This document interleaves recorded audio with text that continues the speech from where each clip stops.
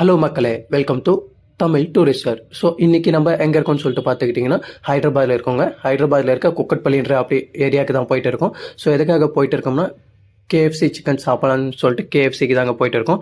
So கேஎஃப்சிக்குள்ளே வந்தாச்சு, என்ன வேணுமோ அதை ஆர்டர் பண்ணிவிட்டு அந்த பில்லை எடுத்துக்கிட்டு சர்விங் கவுண்டருக்கு வந்திருக்கோம். ஸோ பில் நம்பர் சொன்னோம்னா அவங்க அவங்களுக்கு போயிடும். அதை பார்த்துட்டு அவங்க என்ன பேக்கேஜோ அதுக்கான அந்த கேஎஃப்சி சிக்கன்ஸை எடுத்து கொடுத்துருவாங்க. எடுத்து கொடுத்ததுக்கப்புறம் மேலே நம்ம டைனிங் ஹாலுக்கு போவோம்.